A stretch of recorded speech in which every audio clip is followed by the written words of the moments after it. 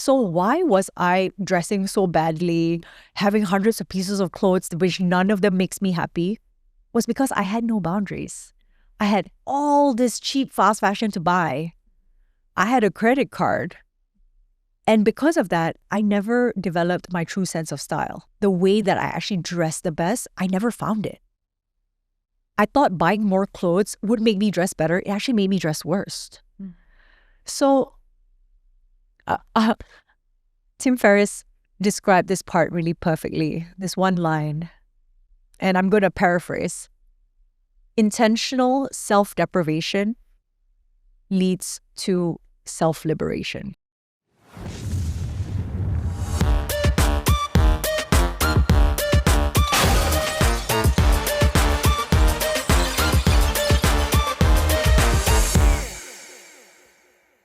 What does actuarial studies got to do with climate action and sustainability?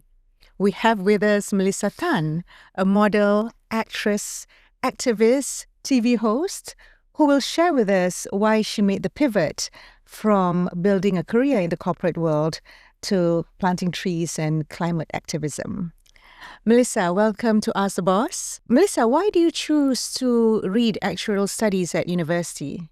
Oh, thanks so much for having me, Sarina. It was simple. I was being very Asian, I suppose. We had this conversation right before about how, actuarial science, actuaries were in short supply. They earned a lot of money. I was good at math, and I didn't know what I was going to do at that point in time. I wasn't gravitating towards, any of the other good careers of, law, medicine, accountancy. So I thought, I'm good at math, so I'm going to go do this because apparently it was hard. And I thought, that would be a good challenge for me. So yeah, I went to do that and then realized very quickly, while I love Excel sheets and math, I don't think I want to do that my whole life. Mm-hmm.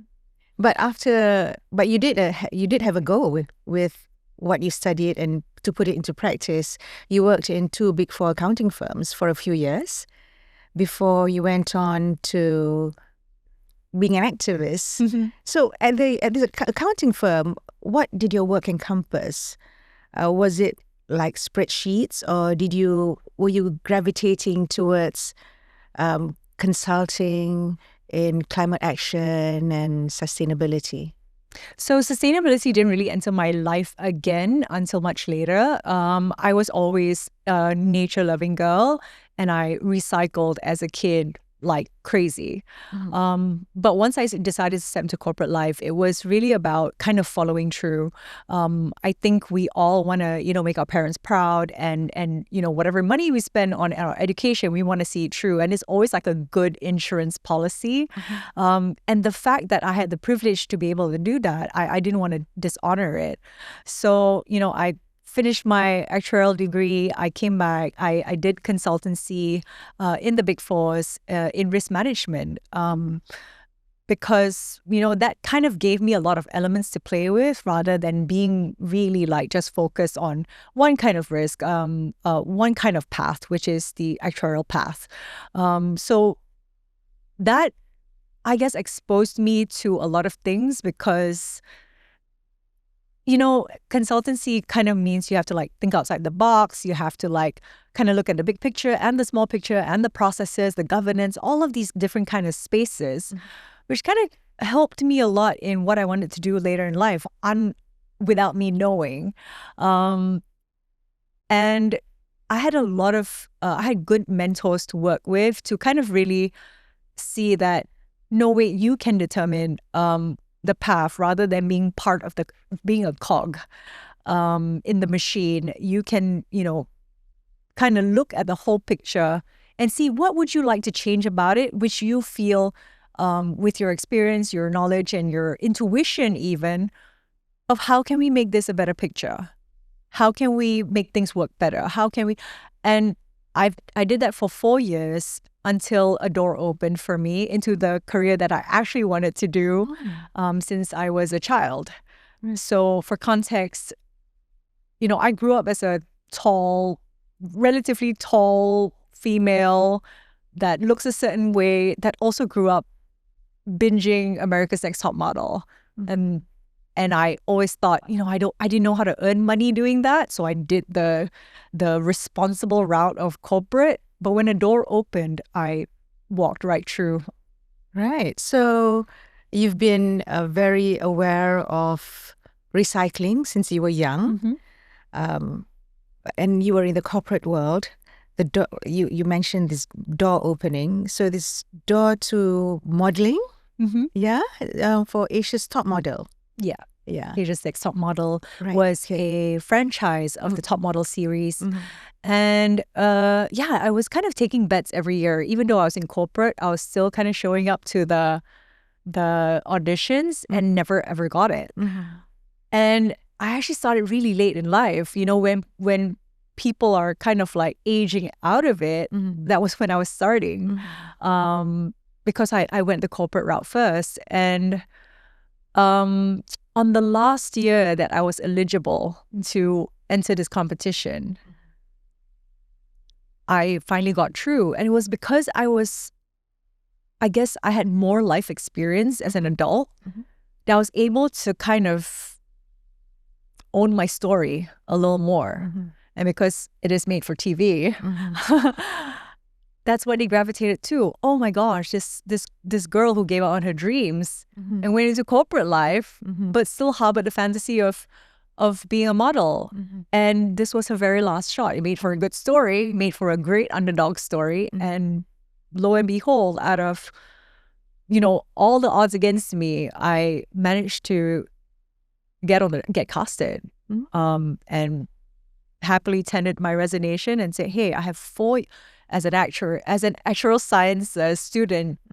I was already your brain kind of like goes towards risk management already. And I was actually in risk consulting. So I knew I had an insurance policy already. I had a degree, 4 years of consulting experience. I was kind of free to play. And I would probably be okay. So you pursued your dreams. You joined the Asia's Next Top Model. Yeah, you did that. But from modeling, how did you go into climate activism? So this sounds really silly, but as a child, I have always been a huge animal lover, and I linked in my child mind that protecting the environment also meant protecting living creatures. And I thought that if I had a lot of influence, I'd be able to save more animals. So since I was a child, I was,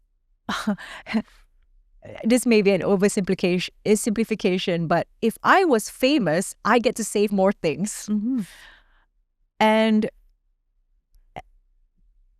as I was in the TV show, that was also the rise of Instagram. So all of us naturally got a following because of the show. And for a while, I was trying to be a person that was trying to make it in the entertainment industry. Because I thought, oh no, you want to stay relevant, you want to be in the public eye, you want to keep doing what you're doing, especially as you age, you got to find ways to stay relevant. And I was just thinking that all of these material ways of doing that was the way to go. As long as you got yourself into TV, movies, hosting, modeling, whatever, that's how you attract the attention of people and keep eyes on you. Right. Did you see it as a platform for you to promote what you love best, which is like animals, saving the planet? So for a couple of years, it wasn't that. It wasn't, okay. Yeah, for a couple of years, it wasn't that. For a couple of years, it was trying to be this thing that I thought the world needed me to be. Because I was trying to play the world's game. The world's game where, materialism and celebrityhood was the game. And at the same time, I discovered zero waste living from my mentor. And that environmentalist girl from a kid suddenly realized you mean this was what I thought was the extent I could do, which was recycling. And now you're telling me you've gotten about it all wrong. Recycling is a drop in the ocean of what you can do. You can do so much more, which was, if for those who are not familiar with zero waste living, the goal isn't actually to recycle more. It's to recycle less. You can consume less. We don't even need to create trash in the first place. Why are we trying so hard to recycle and manage all this waste that we're creating, most of which aren't even recyclable in the first place? What if we just refuse to do this? And like a light bulb popped up for me, and I ran down that rabbit hole. So I was living the life of like, even though I was surrounded by materialism, because, you know, social media and advertising, it was all about selling people more things. But in my private life, I was actually living zero waste. I was finding all these ways of life hacking my way through life to see, this is the way the world works. Actually, there's a better way. There's a better way that is ecologically responsible, that is socially responsible, that is so much healthier and better for me. And I was using myself as almost like a case study of how far I could go in living zero waste.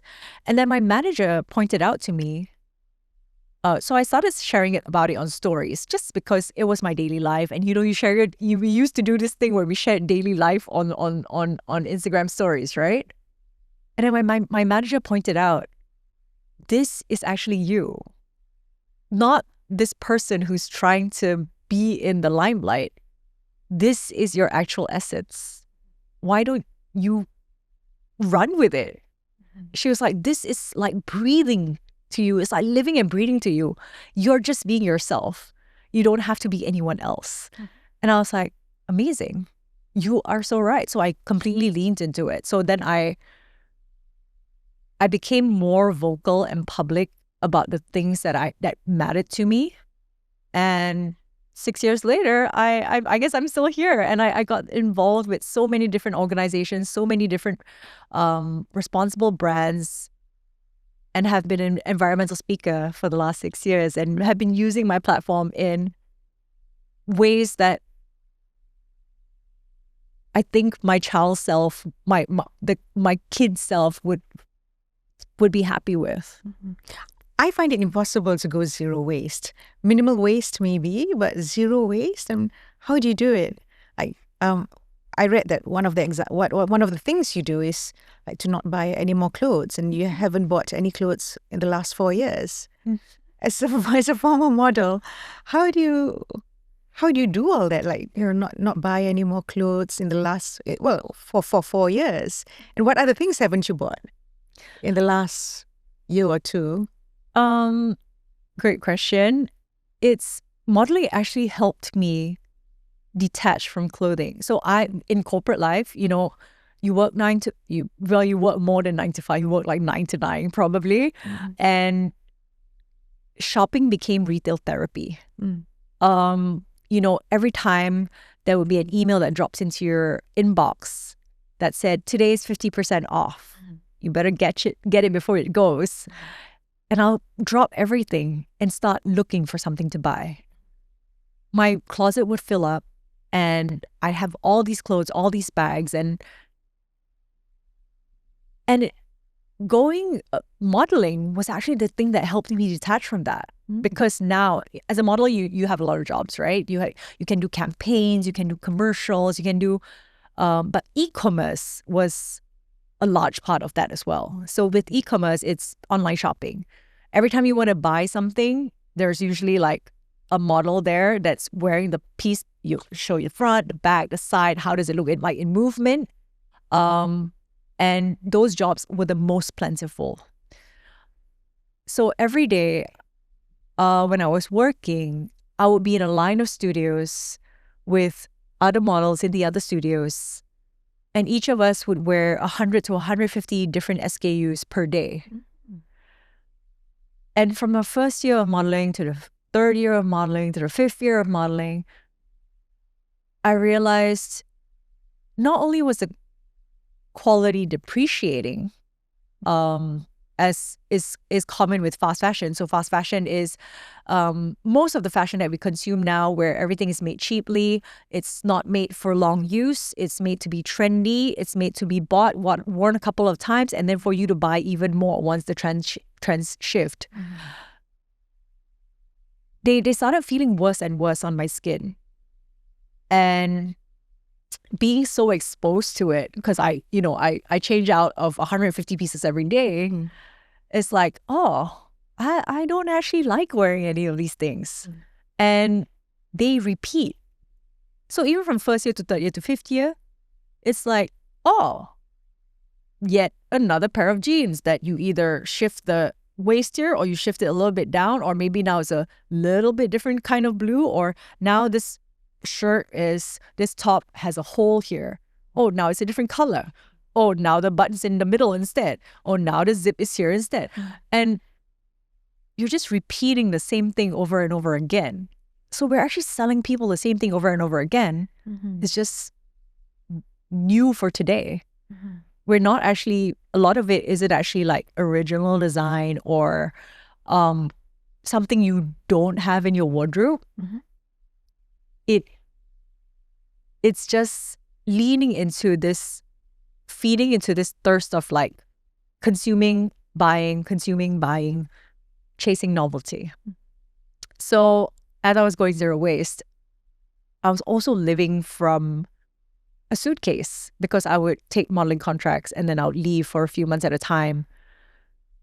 And I lived from a suitcase. In this suitcase was my capsule wardrobe. And as you know, when you go for castings, when you operate in that world, you have to look good every day. But I was dressing better than ever before because I was living from a capsule wardrobe. So I was dressing better with less, like with 10 outfits or 5 outfits in my suitcase. And I felt so free.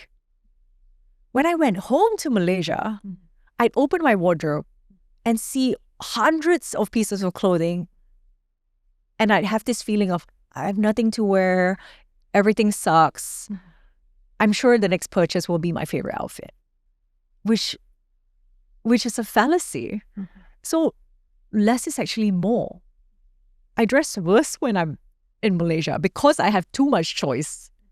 A lot of things which doesn't really resonate with me anyway.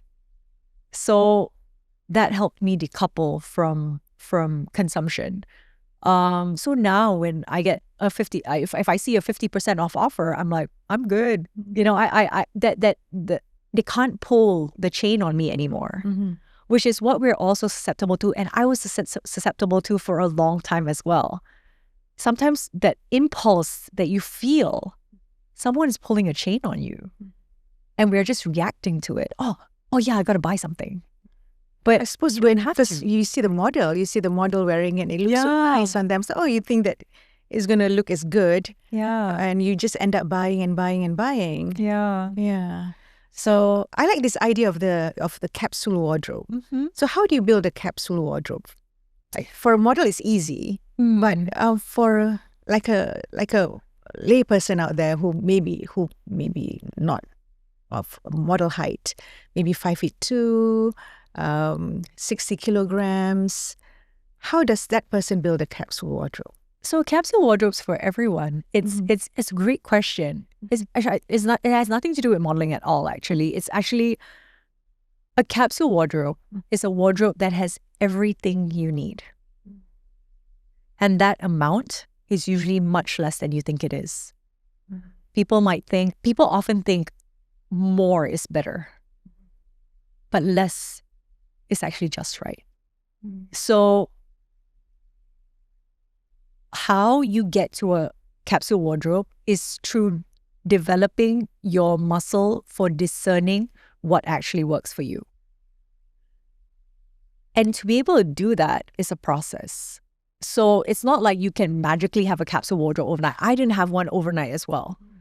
Like, what I'm describing is actually a result of a process. It's not just like, oh, Melissa says don't buy. And then like, okay, don't buy. And then what does that do? It's how do you want to hone your muscle for it? So for example, the easiest thing you can do is pause. Go for a no-buy month. Go for a no-buy year. Or set yourself a budget. Boundaries are actually a good thing. So why was I dressing so badly, having hundreds of pieces of clothes, which none of them makes me happy? Was because I had no boundaries. I had all this cheap fast fashion to buy. I had a credit card. And because of that, I never developed my true sense of style. The way that I actually dressed the best, I never found it. I thought buying more clothes would make me dress better. It actually made me dress worse. So Tim Ferriss described this part really perfectly, this one line. And I'm going to paraphrase. Intentional self-deprivation leads to self-liberation. Okay. I was just being stuck in this overconsumption cycle. A lot of us are. But once I start putting boundaries for a period of time, you start to learn lessons for yourself. You start to notice patterns in yourself. So for example, I had very consistent money in finance. That's why I could have the credit card and buy anything I want. When I went into freelance and, life of a model is not consistent, I couldn't buy that way, which was a blessing. Because now I saw, oh, my wardrobe is better than ever before because I stopped buying. That's one. The next is because of zero-waste living. So I also run Fashion Revolution in Malaysia, which is the largest fashion movement in the world that campaigns for a fair and clean fashion industry. And we're one of 90 countries that has Fashion Revolution. I didn't know that. Yeah. I didn't know anything about Fashion Revolution. Yeah. So we're one in 90 countries. We're one in 90 countries with a presence. And we run programs and advocacy work locally to change the culture. Right. Both on the producer side and on the consumer side as well. Because the fashion industry is not only damaging to the planet, it's also damaging to the people. So you realize, how come beras can naik harga from when we were kids to now? Soy sauce, chicken, vegetables, rent, cars, everything gets more expensive. Inflation. How come clothing got cheaper in the last 30 years? Have you ever thought about that? No. Yeah. It's the one thing that's doing that. It's because they're cutting corners. Because of the materials as well, I suppose. Yeah. Yeah, because like previously we used to have cotton, linen, and now we have plastics. Yeah, plastics. Like polyester and all that. I try to avoid buying polyester clothes. Yeah. It's just so bad for your health as well. It's bad for your health. It's bad for each time you wash, you're releasing microplastics into the water. And the people in the supply chain, a lot of things get more and more automated. A lot of industries get more automated. Fashion is still quite manual. Like it's still people sitting at a table sewing your clothes.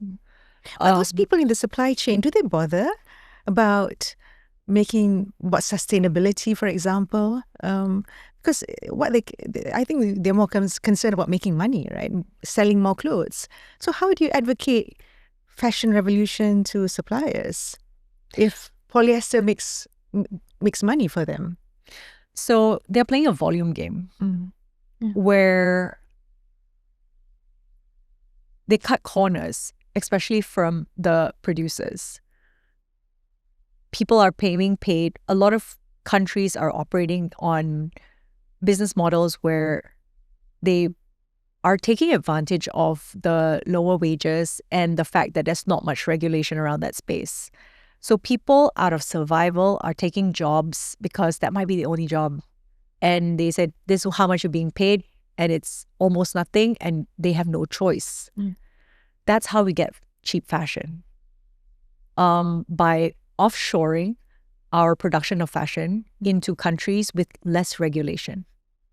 So that means even the wastewater of all the dye and the finishings, it costs money to put safety measures in to clean up that water before it gets released into rivers. Okay, we'll remove that process and therefore it becomes cheaper. But of course, the local community, the environment, is the one that suffers. So when we were kids, we might find fashion that might be like made in a country that is maybe in the West. Now everything is made in Bangladesh, made in Pakistan, made in India, made in China, right? Because that's where these practices can be exploited to give us more and more cheap fashion. But is that really good for us? No. I think the way to go is to like what you do, zero waste, and it's on the consumer side to not buy anymore, because if we advocate this towards the producers, they're not gonna do anything about it, because the big brands are even guilty of manufacturing in all those countries you mentioned, and they're one of the biggest polluters. Well, not just we can't blame like Shein, for example. I mean, that's fast fashion, but even the big brands, they manufacture in Bangladesh, for example. And I've seen how all the rubbish and all the colorings that you've mentioned, how they're disposed of into the river. Yeah. So, like going back to the capsule wardrobe. Sure. Yeah, before we'll talk about fashion revolution later, because I think this is very interesting. But the capsule wardrobe. It's liberating to have less, but you have to find what works for you. Yes. So, like, for example, if I find that, say, for example, a linen shirt works for me, like what I'm wearing now, so I just should stick to linen shirts and a jacket, and I suppose I've got to try it out. How many pieces should I have? Great question. There's no right answer. So it's actually a process to knowing yourself. So there are like templates and like ways you can do that. But actually it's a process of knowing yourself. So for example, if I were to say, you know what? A capsule wardrobe has one jeans, one this, one that. I mean, it's like, but I don't like wearing jeans. But I like more than one dress. It's going to look different for each person. So what I would do is first pause. Okay. Because when you bring in more clothing, you're introducing noise. This is just going to confuse you. You look at your wardrobe, you identify, and you start wearing your wardrobe. Don't let anything else come in. Just start wearing your wardrobe. A few ways I like to do this. I used to play this game with a couple of stylists at one of the old jobs, and we did this thing where we would wear a different outfit every day from our wardrobe. And we will challenge ourselves. We have to wear one thing that's different every single day, because when you look at your wardrobe, you start to notice, actually this is my favorite linen shirt, so this is the one I feel most comfortable in. Then that's the one you usually reach for each time. And there's a lot of things in your wardrobe barely ever used. And every time you go past them, you feel like a little bit guilty. You're like, yeah, I should wear this. But you never do. So we put this challenge for ourselves. This is just one way. And then it really stretches your styling. So let's just say this dress was that piece today. I haven't worn it in, say, 6 months. I'll put it on, and I'm not going to walk out the door looking terrible, right? I will style it until I can get it to a place where, oh yeah, this is actually a really nice outfit. So then all the pieces that you ignore get used. Okay, that's one. Through that process, you're actually wearing the thing. And then you get to be honest with yourself of like, does this actually feel good? maybe it was just taking up real estate in your cupboard for the longest time, but it actually doesn't make you feel happy, doesn't fit your style, doesn't make you feel good. Or it could be a hidden gem. Oh, I forgot how good this felt. Actually, I should bring it back into rotation. So just through different challenges like this. So I remember my friends, they went through like 4 months without repeating an outfit. And they're like, I had no idea I had so many clothes. I had 4 months worth of unique clothing, unique outfits.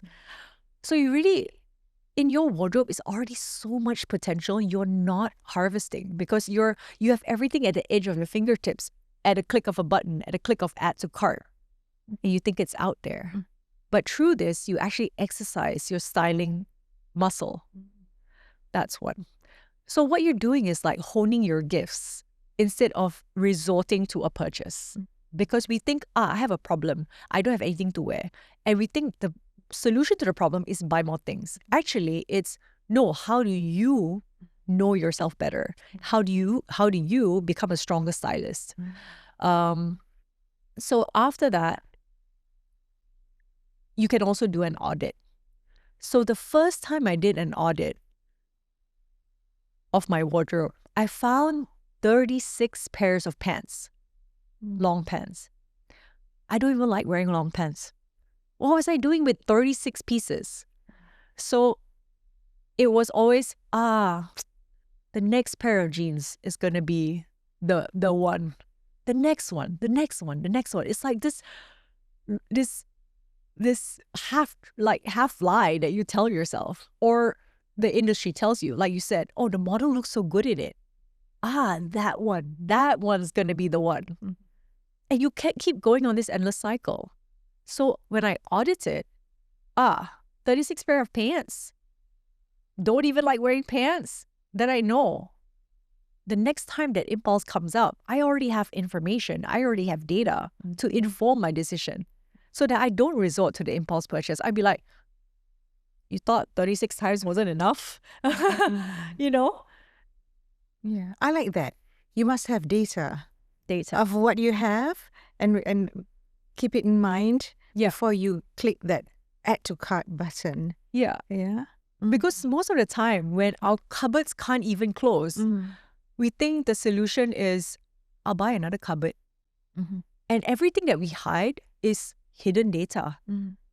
It's like this pattern that repeats itself that you cannot stop because you're not even aware the pattern is happening. Me buying pants over and over again was a pattern.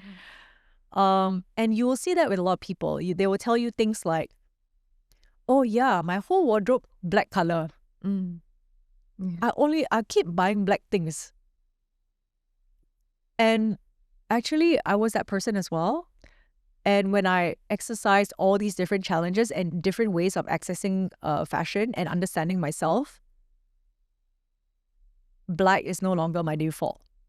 Black is no longer. So you actually break patterns for yourself and you dress in a way that actually reflects you more than your pattern.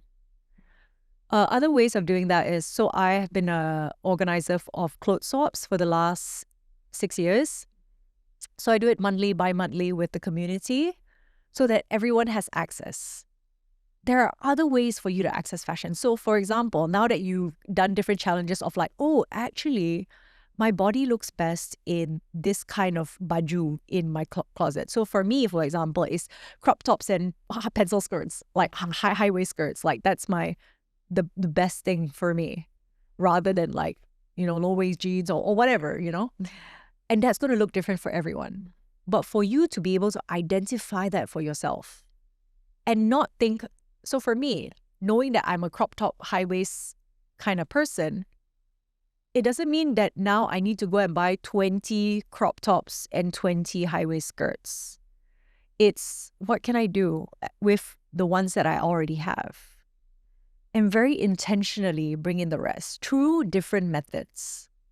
So not, I'm just going to go on Shein. There are so many other ways. So some people like thrifting. That's one way, which I don't really use for myself. I prefer community clothes swaps, where there are a lot of things after my audit, after my challenge, you will start to see, okay, actually these things were impulse purchases, the rest of them. After I really tried to style them, okay, really I give it a chance. And then make an informed decision that really this is not for me. I'm not going to put it into a bin, because this bin is, while it's great, it perpetuates what the fashion industry is already doing. So everyone always thinks, yeah, I will declutter my wardrobe. We're always stuck in this constant cycle of decluttering and then filling it back up again. But when you declutter your wardrobe and you put it into a bin, even if you don't put it into the trash, which is good, you put it into a bin instead, and it goes into the secondhand markets or a charity or whatever, that's not necessarily the best thing as well, if we're not cutting it off at the source. And you do community clothes swaps, and that's one way of recirculating within Kuala Lumpur. Yeah. Instead of offshoring it to another developing country and making it their problem.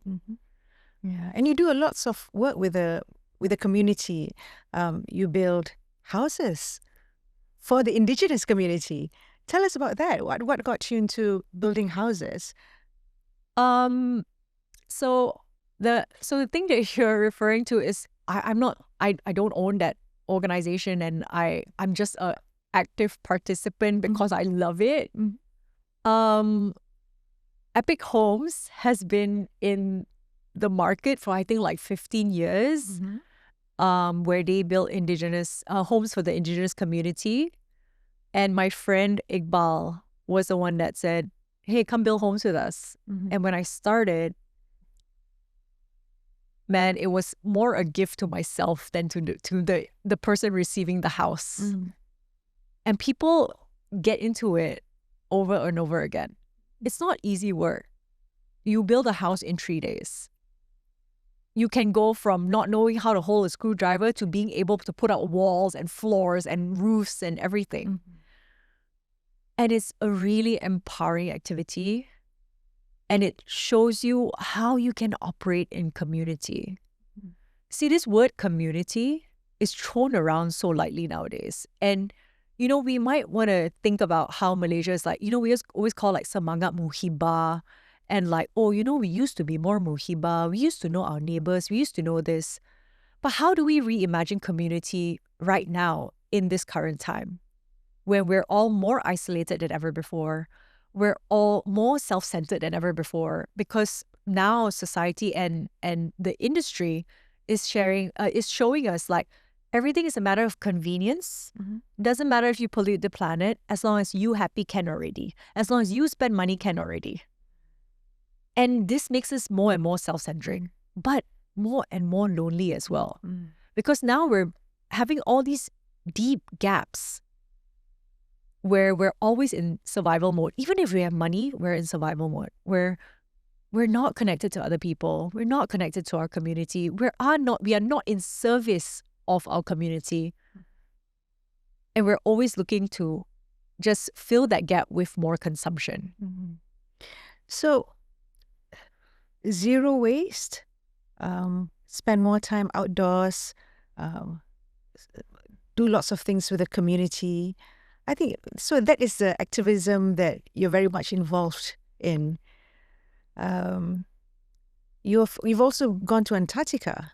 So how does that tie in with what you're doing, as in climate activism, and how does that open up your eyes to how you can further this activism that you're promoting?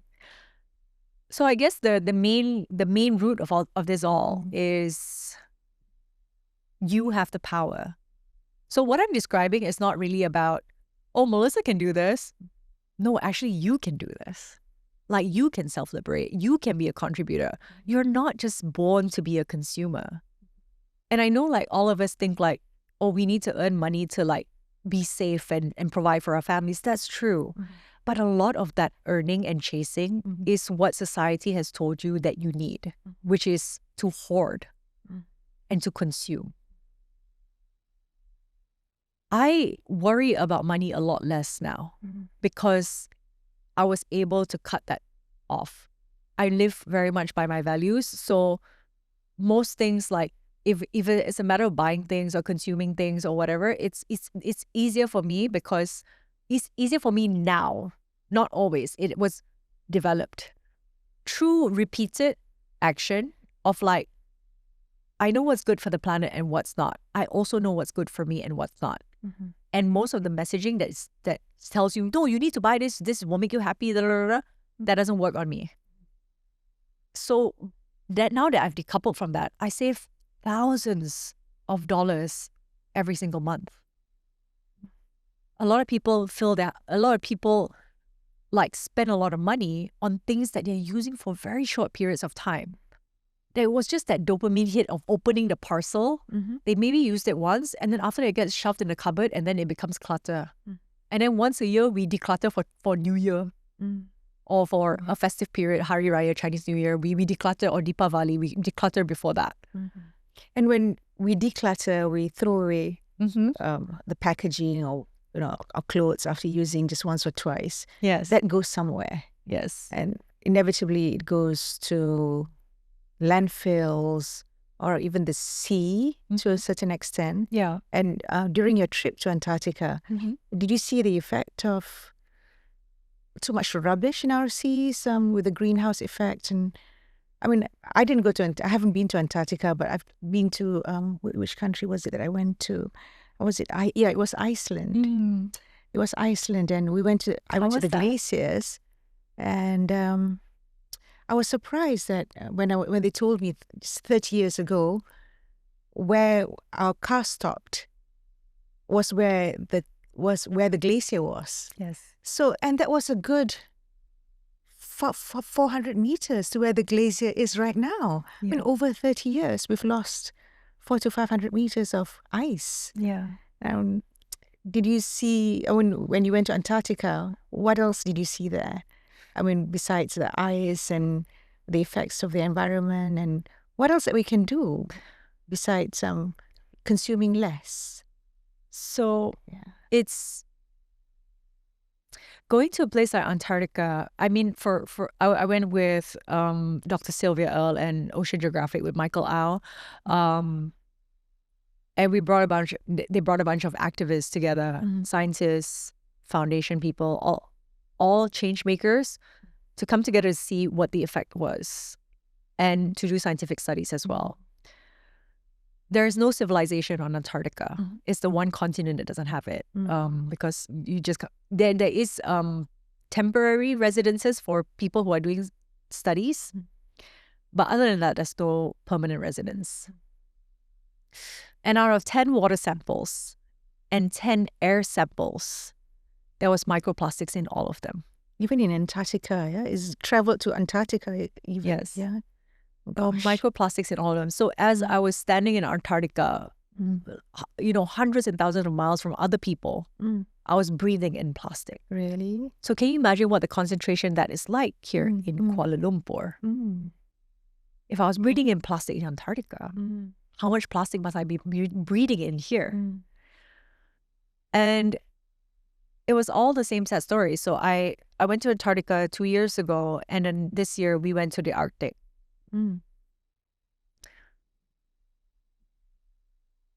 And it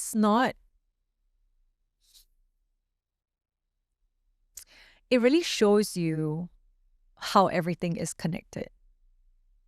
It might seem like, but I'm in Malaysia, what? It doesn't matter lah. I'm just polluting Malaysia. But the world has no borders. Everything you do touches everything else in our globalized economy and in one ecosystem, in one bubble of a planet. The microplastics you release here are in Antarctica. The clothing you buy here affects people in India and Bangladesh. And then after that, in the African bloc, when it eventually gets dumped there. So you are not living in isolation. You're living in relationship with the living world. We just don't see it because we live in modern convenience. But it doesn't mean that relationship isn't there. So you, as a person, have incredible influence on the planet. And I know we just lost Dr. Jane Goodall, and she always had this line of every day you, I'm paraphrasing, every day you have an impact on the world around you. What kind of impact do you want to make? I like the zero waste. I think just going zero waste as much as possible, you're contributing, you're making an impact to the world around you. Yeah. And this fashion revolution, or what's it that you're saying? Fashion revolution. I think it's so important for you to, and for the world to know that, you know, there is this thing, and we really should take responsibility for our consumption. And it's really for you. Yeah, it's actually for you. And for our children. Sometimes I worry about, you know, what we leave behind, and for microplastics to be even in Antarctica, the most pristine and clean place you would think, and it's traveled there. Yeah. It's actually for you. So this fashion revolution, how else do you think you can promote it and make people aware that there is this thing that, you know, you should really try to go zero waste, and you can really do it? It's liberating. So what can we promote with fashion revolution? I mean, how can I, for example, step into this movement of consuming less? Because I'm guilty of buying a lot of clothes. So yeah, and I have like consciously telling myself, buy less, but it is difficult. But I like the idea of a capsule wardrobe, which I'm certainly going to try. Yeah. And this fashion revolution, and you're tackling the source as well. The source. Not just at the consumption stage. I mean, it's easier to make people aware not to buy more. Yeah. But how do you get the corporates to produce less? So supply influences demand. Demand influences supply as well. Why did our society develop in the last only 2 generations to consume this way? If you look at our grandparents, they did not consume this way. So this only happened quite recently. And why? Because the supply kept using messaging, kept using marketing, and using all these different ways of creating this life of modern convenience and waste and packaging and single-useness and planned obsolescence. That influenced our behavior. So how that happened was programming. We've been programmed by this environment that they've created. But it also works the other way. We're not just puppets. We're co-creators of modern society. What society do you want to live in? So, for example, the organization that I absolutely love here is Zero Waste Malaysia. They were very early influences on me, and I'm a contributor and a speaker there as well. It started from 2 people who went, more people should live zero waste, and we're going to set up a Facebook group. Now it's over 50,000 people across Malaysia that practice zero waste living. And it started from 2 people. 2 people doing simple things like bringing a bottle or bringing a container and finding ways to navigate living in Malaysia, zero waste. Now there's 700 businesses, more than 700 businesses on their map, Zero Waste Malaysia map, to show you all these places you can recycle, you can repair, you can refill, you can thrift, you can anything that would support you in your zero waste living. And it started from 2 people. So the influence of your actions matter a lot, because it's not just about like, oh no, so you must set up a non-profit. No, it's actually as simple as living the value. Yeah. So for example, when I show up at a store and I want to get something and I go, okay, you put it into my container. I don't want plastic. Can you pack it for me in this container instead? Or this bottle? Usually the next person beside me will be like, oh yeah, actually in my car I also got container. And then they'll go and get it. So just like that, as a living example, I was able to influence someone else. But sometimes it's a seller that doesn't want to do it. Like I got told off by this lady who sells taufu fa because I brought my own container. Yeah. And I said, can you put it, the taufu fa, especially because it's hot, I didn't want her to put it in this plastic polystyrene container. So just, can you put it in my glass container? And she was very upset. She said, "No, I will not know exactly how much I put into your container." That was what she said. So she just refused to do it. Yeah. So, and it's quite difficult actually. I find the difficulty is more on the seller side and on the producers, because they produce more to create the demand. Like for example, wet wipes. Mm-hmm. Now sometimes I consciously tell myself, do not use that wet wipe. Go wash your hands at the sink. But it's there. 30 years ago, I would not have a packet of wet wipes in my handbag, but now I do. Okay. So, yeah, I think a lot more activism, if I may use the word, need to be done on the supply side. So may I weigh in? Yeah. I think why I'm sharing this message is because people feel powerless. They think, oh, it's supply side. We have to wait for them to do something. No, you can do it right now. Do not buy any more wet wipes. If you don't buy wet wipes, you're definitely going to wash your hands. Yeah. Okay. The auntie, that kind of resistance is completely normal. She also knows how to do things through a pattern. And you're asking her to break a pattern. So how I would maybe suggest supporting that is, this resistance is normal. And please and thank you go a long way. Sometimes please and thank you can only go up to a certain extent. I would actually just not buy. Because now I've shown auntie that no, consumers want better. So every time you say yes to something you don't agree with, you're perpetuating the cycle. Yeah. So if auntie sees 5 different people say, auntie really cannot namalah, don't buy. Do you think she'll reconsider her action? She probably would. Yeah. The upside is I learned how to make my own taufu fa. Perfect. I didn't buy you taufu fa that day. Yeah. Or you might support another seller who is open. And then maybe auntie can see, how come the other seller got more business now? Oh, she's willing to accept containers. Now I know more people care about not using plastic. So our actions demonstrate what the market wants. Then supply can respond, because it might come to a space where they have no choice. Why is there so much more options for, say, more environmentally responsible businesses? It's not, a lot of them didn't happen because magically they happened. It's because they realized demand side, the people wanted these things. They wanted more responsible options to be able to choose from. Then they started creating them. So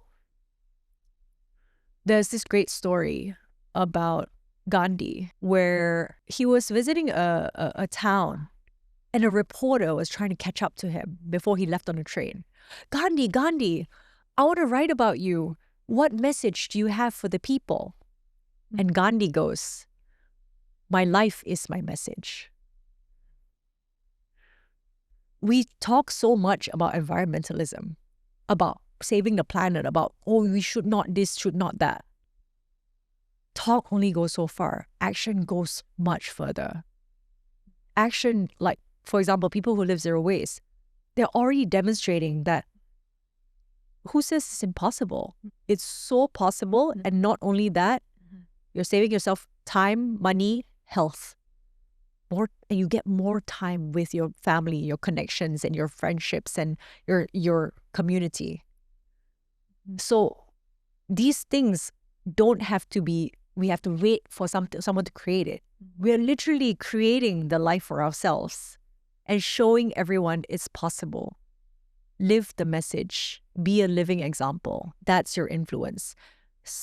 And then you start to develop the lens through those actions of, like consulting. How do you problem solve?